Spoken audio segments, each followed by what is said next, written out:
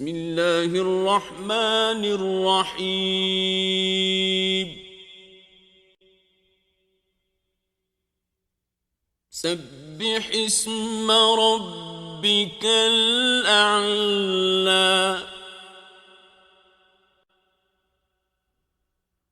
الذي خلق فسوى والذي قدر فهدى والذي أخرج المرعى فجعله غثاء أحوى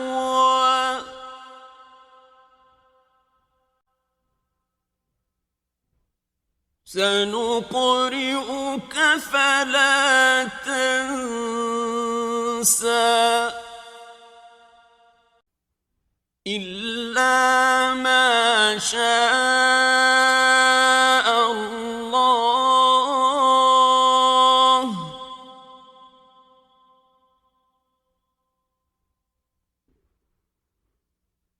إنه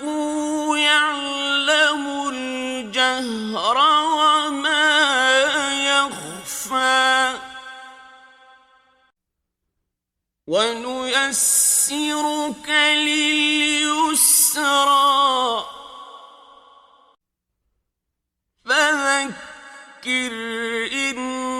نفعت الذكرى سيذكر من يخشى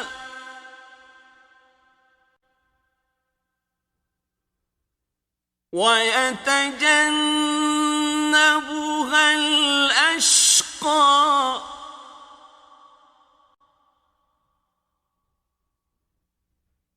الذي يصلى النار الكبرى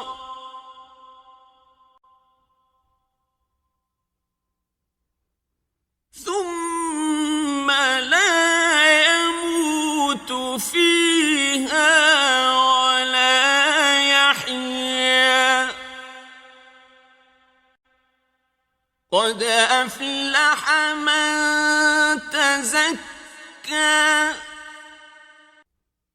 وذكر اسم ربه فصلى بل تؤثرون الحياة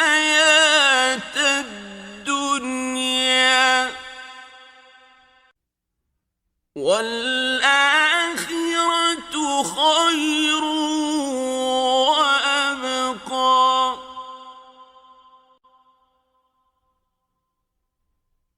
إن هذا لفي الصحف الأولى صحف إبراهيم وموسى